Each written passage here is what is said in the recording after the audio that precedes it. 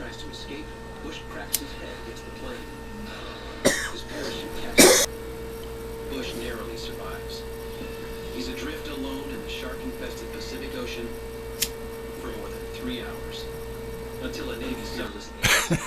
George Bush would say that on that day, he promised to himself once again use it, but on his own terms. At an age when most people need. See, you're never gonna get me to bail out of a plane. Perfectly good aircraft. Why jump out? No, if it's loss of power and been shot down. Oh shit, yeah. If the plane's gonna crash, get the fuck out and use that parachute.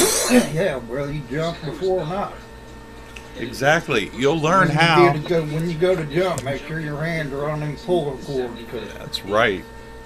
They get fluttered up in the wind. You would never find them in time. Next thing you know, you're hitting the ground full speed. That is true.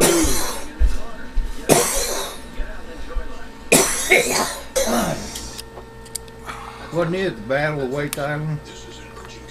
Who? Boulder Bush. No. Because Wake Island was 1942. No, that's about the year he went in. That is the year he went in. Yeah. So, there were 4 Wildcats. They had 4 airplanes. Was all they had, and they managed to sink a destroyer. It's amazing that they did any damage at all, but they managed to sink a destroyer. That kept off the invasion for a little bit. Yeah. All they had were 5-inch guns. You ever reach out there a couple miles? Yeah. 5-inch guns and machine guns. That was all they had.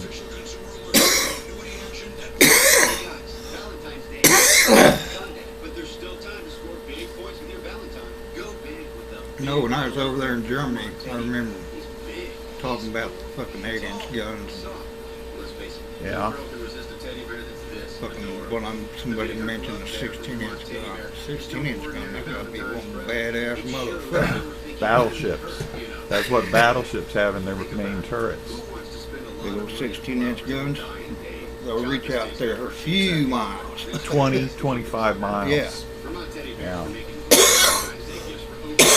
That's what the main turrets on the Missouri are, 16-inch guns. I'll see them 105s, they only reach out maybe 2.5, 3 miles tops. Yeah.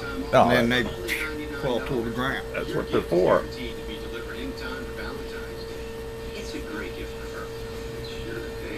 Now, the 8-inch is a howitzer, as I recall.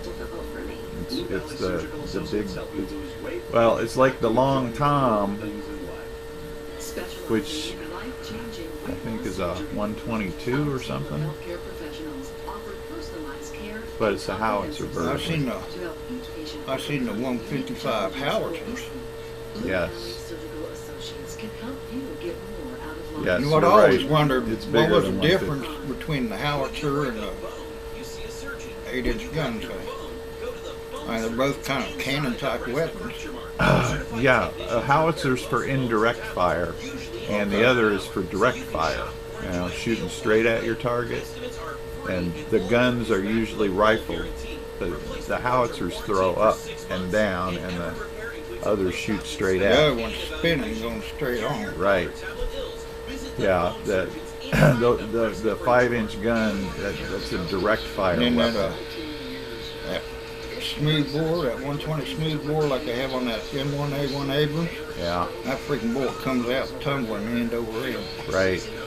That's what they do now. What they did with when I was back in the regular army, that's what they started doing when they started modifying the M16. Yeah. They made the barrel longer, but they took that rifling out and made the bore tumble instead of spin. So it does more damage. That M10. Say you got hit in the knees with that round, that tumbling round, it take the rest of the leg off.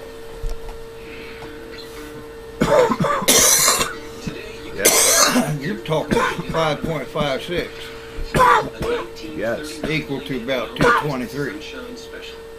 But how did one of America's most Yeah, if it just went straight through it, it doesn't do that much damage. Not a lot more than a 22. That, and I think when it's spinning, the rifle, it's going faster. Mm-hmm. Okay, when you're tumbling, you're not going as fast, so you're going to be more accurate. But when you hit target, you're going to do more damage. As long as you're closer. You know, you can't shoot as far away with that. Because that's what rifling is for. It gets you ranged. If it's spinning, it goes further, straighter, Well, longer. if it's spinning, you're cutting through all that wind and airspeed. Exactly. Yeah, it makes it all different. When you're tumbling, It goes further, straighter. You know that M10 you built? That M10 tank destroyer? That has a 3-inch gun. 3-inch gun.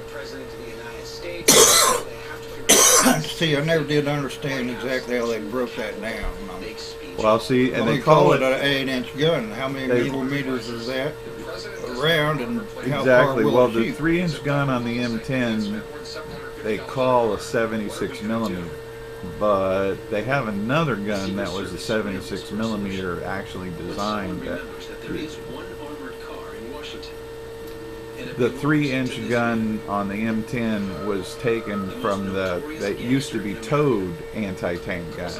Okay, Towed like a howitzer. right, on wheels and stuff. And so they took that gun and they put it in a turret to make the M10 because they had a lot of them at that point. That and 75 millimeters they had left over. Tommy gun. Yeah.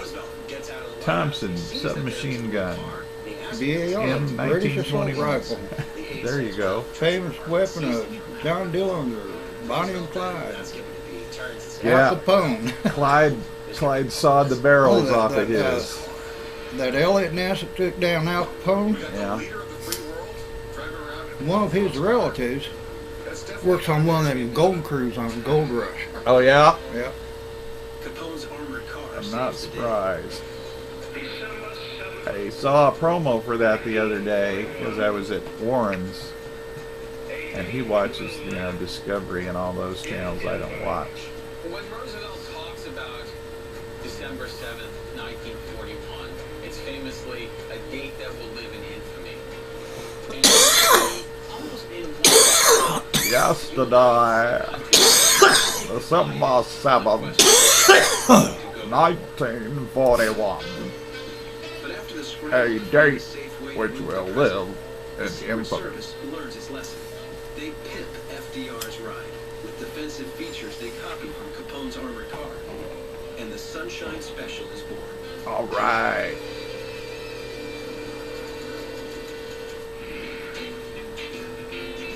We are at the Henry Ford Museum in Dearborn, Michigan, and we are looking at the 1949.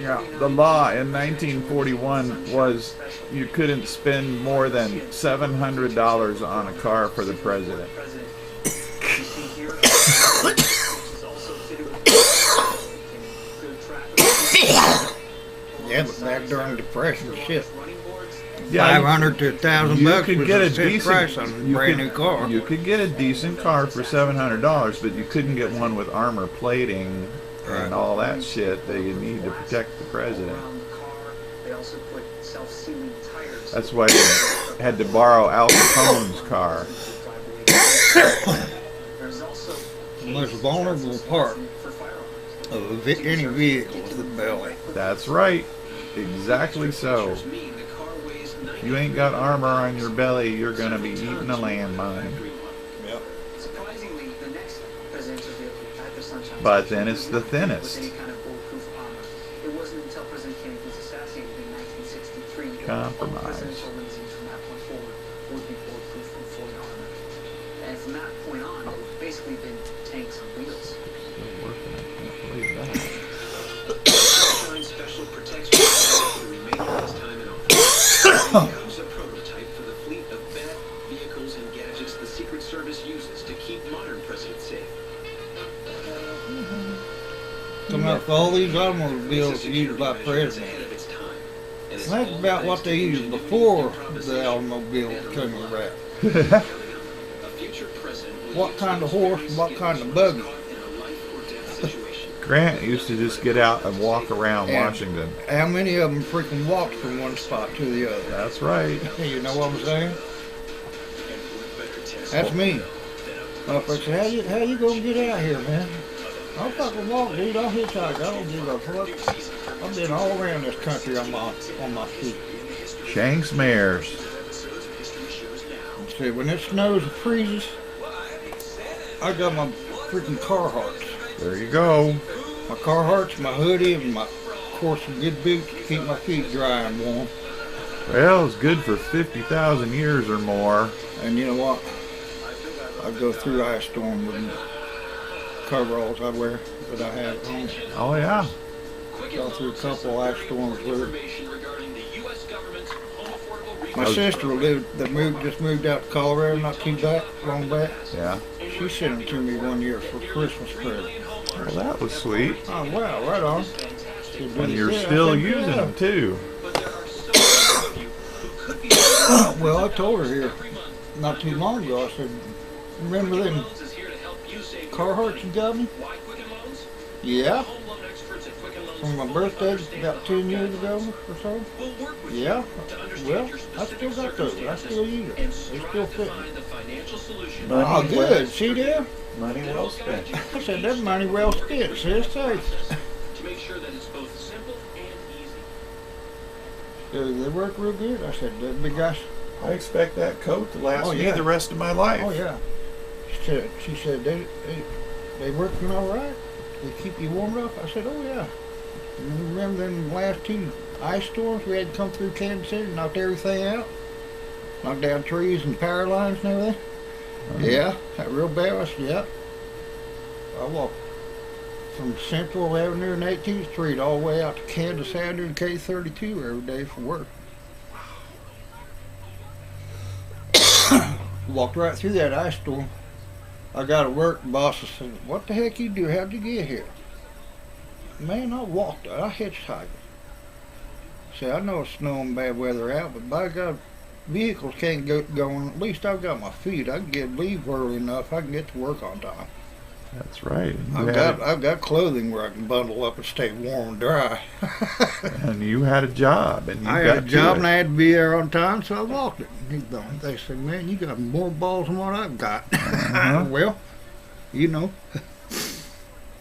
Man's got to do what a man's got to do. I told the plant manager, I said, "He's good enough to hire me, put me to work. I'm going to be good enough to be here on time every day. I don't care what the weather's like. I'll make it through a snowstorm and ice storm." That's right, because you're a good worker, Calvin. You were an excellent worker. Well, how can you stand that cold weather? I said, "You got to figure, dude, I was in the service. Uh-huh. Okay, I spent a good 14 months over in West Germany, as far north as you could go. Yeah. That was back in the 80s, Yeah. early 80s. 80, 81. That counts. Said back then it wasn't nothing over in Germany. Fucking gets 6 to 8 feet snow.